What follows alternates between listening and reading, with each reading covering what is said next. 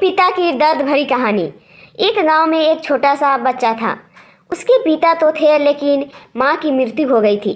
पिता सारा दिन काम करता और अपने बेटे को पाल पोस कर बड़ा करता है।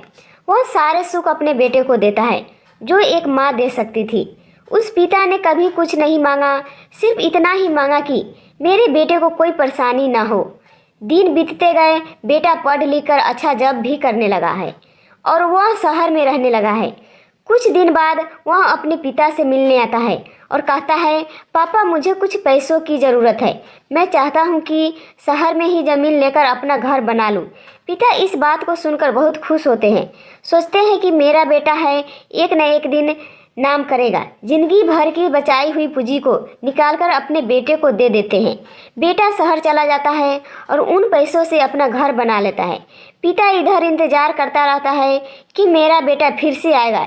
एक न एक दिन तो मेरे पास आएगा ही, जाएगा कहाँ। उसके पास अब कोई नहीं जाता था, क्योंकि ना ही अब उस पिता के पास पैसे थे और ना ही रहने का जगह था।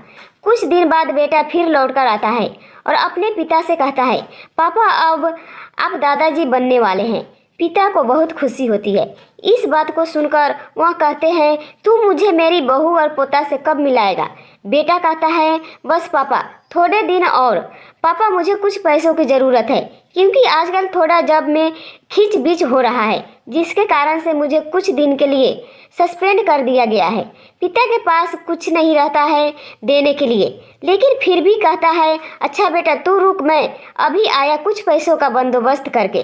पिता बाद में महाजन से कुछ पैसों उधार लेकर अपने बेटे को दे देता है और बेटा पैसे लेकर शहर चला जाता है। वर्षों गुजर जाते हैं।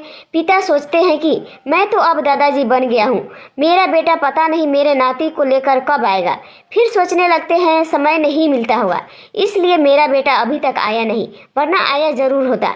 तब तक महाजन 2-3 आदमी को लेकर उस पिता के घर पर आता है और कहता है कि आपके वादे के मुताबिक मैं पूरे 3 महीने बाद आया हूँ अपने पैसे ले जाने। पिता कहते हैं, मेरे पास पैसे नहीं हैं देने के लिए।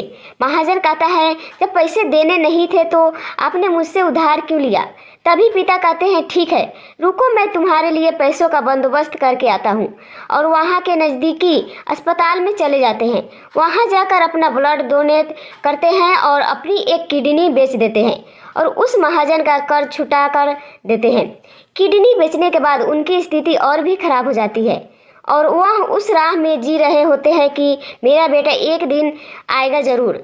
इस आस में जीते जीते एक दिन पिता की मृत्यु हो जाती है, परंतु उस बेटे को अपने पिता को आग देना भी नसीब नहीं हुआ। आशा करती हूँ कि आप सभी को ये कहानी पसंद आई होगी। तो लाइक शेयर एंड सब्सक्राइब जरूर करें और आप सभी का इस पर क्या राय है हमें कमेंट करके कमेंट में ज़रूर बताएं।